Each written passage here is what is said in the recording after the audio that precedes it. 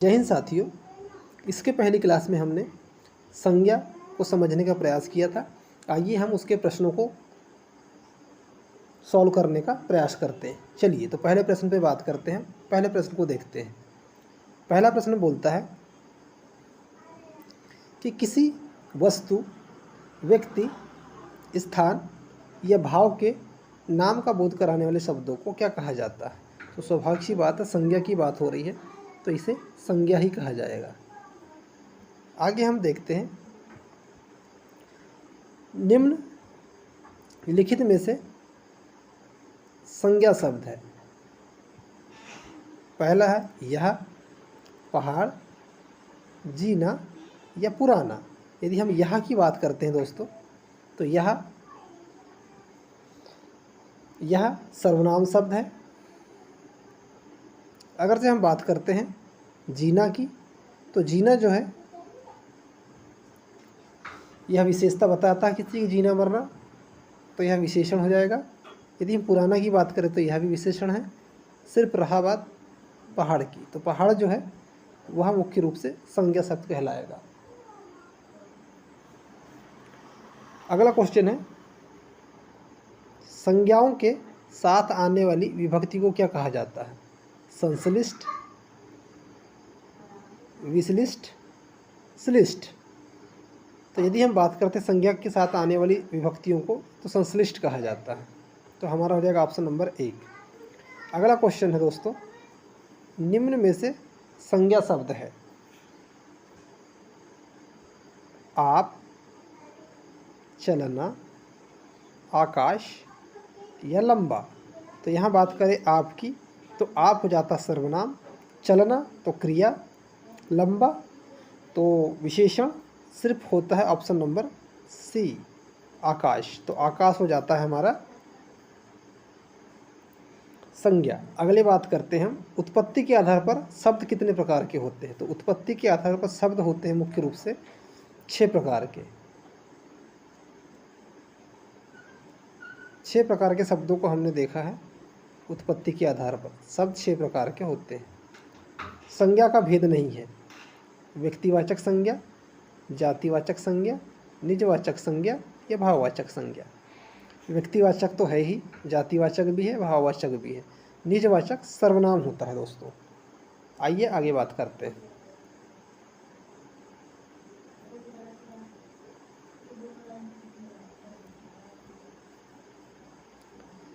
आइए आगे देखते हैं।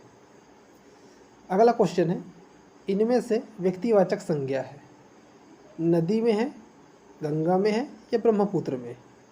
तो बात करते हैं नदी की, तो यह किसी का बोध कराता है, जाति का विशेषता बता रहा है, तो यह नदी हो गया जातिवाचक। परंतु गंगा और ब्रह्मपुत्र यह कोई नदी है, मतलब किसी वस्तु पर्टिकुलर किसी एक का बोध कराता है, इसलिए उपयुक्त में से एक से अधिक ऑप्शन आ जाएगा दोस्तों। अगला है, इनमें से व्यक्तिवाचक संज्ञा नहीं है, त्रिपिटक, भारत, लेखक या गंगा। तो गंगा व्यक्तिवाचक है, भारत व्यक्तिवाचक है, त्रिपिटक व्यक्तिवाचक है। सिर्फ और सिर्फ रहा बात लेखक की, तो लेखक किसी जाति का बोध करा रहा है, इसलिए जातिवाचक है, इसलिए यह व्यक्तिवाचक नहीं होगा। अगला एक वाक्य दिया हुआ उसमें देखते हैं, मोहन एक परिश्रमी और ईमानदार व्यक्ति है। तो इसमें से व्यक्तिवाचक संज्ञा है मोहन, बालक, परिश्रमी या ईमानदार।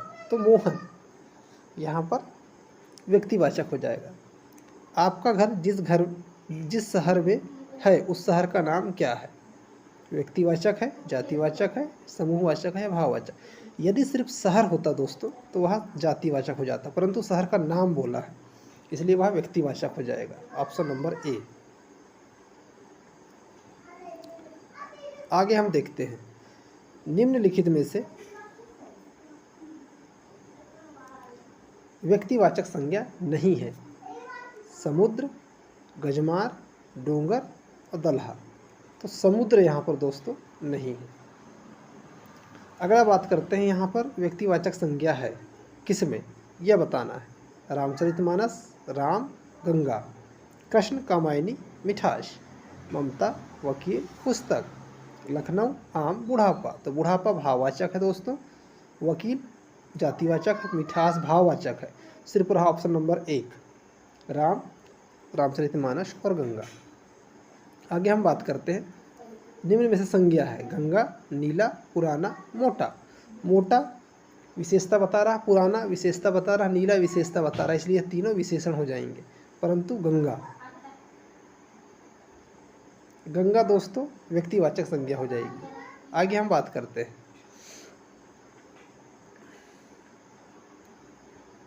निम्न में से जातिवाचक संज्ञा है। जातिवाचक मंगलवार, दिन का नाम है इसलिए व्यक्तिवाचक। गर्मी महसूस किया जा सकता है इसलिए भाववाचक। सुरेश व्यक्तिवाचक, किसी का नाम, सिर्फ रहा बूढ़ा, यह जातिवाचक।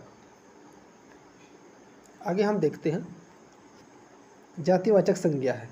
बहन व्यक्तिवाचक है। बहन व्यक्तिवाचक नहीं है, यह जातिवाचक है। जाति का बोध करा रहा मंत्री, इसलिए ऑप्शन नंबर डी हो जाएगा उपयुक्त में से एक से अधिक। आगे हम बात करते हैं दोस्तों, आगे हम देखते हैं,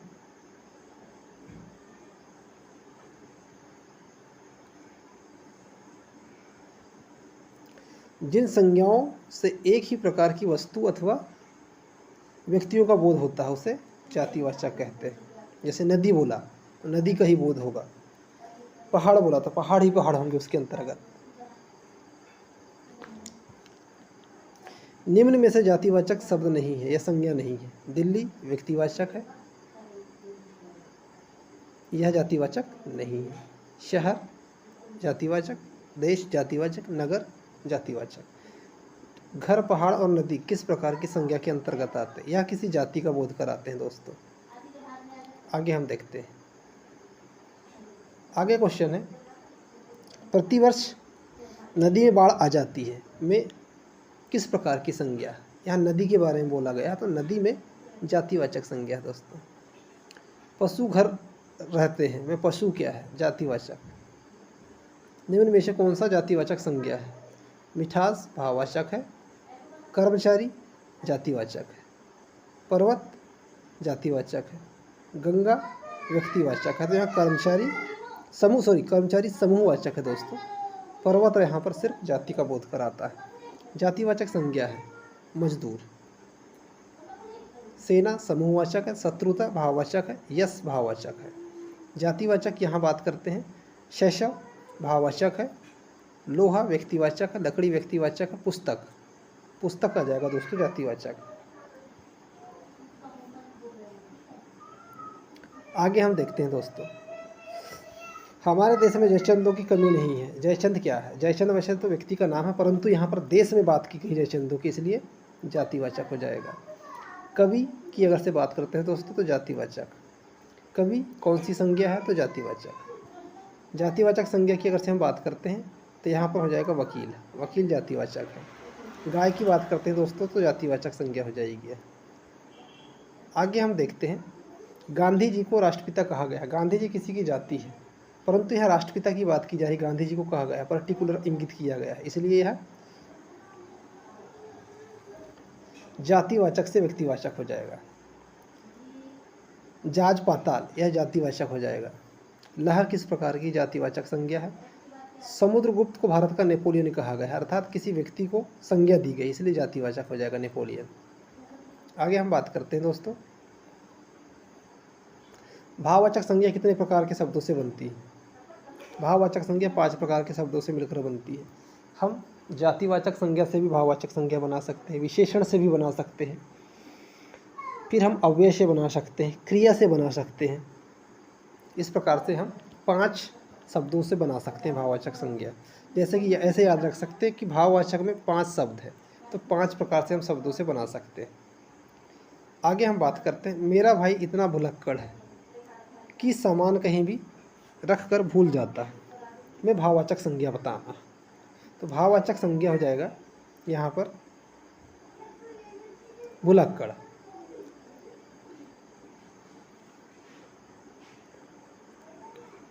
जिस संज्ञा शब्द में किसी के गुण दोष इत्यादि का बोध होता है उसे क्या कहा जाता है? गुण और दोष का। उसमें द्रव्यवाचक संज्ञा होती है दोस्तों।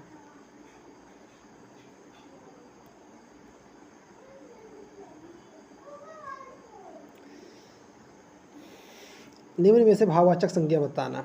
अब मैं कहीं नहीं जा सकता, मैं नाचना से चूर हो चुका हूँ, मैं थकाना से चूर हो चुका हूँ, मैं थकावट से चूर हो चुका हूँ, या मैं लिख से चूर हो चुका हूँ। तो ऑप्शन नंबर सी हो जाएगा दोस्तों। भाववाचक संज्ञा की बात करते हैं तो मित्रता महसूस की जा सकती है सिर्फ। अच्छा बुरा विशेषण, पीला विशेषण होता है।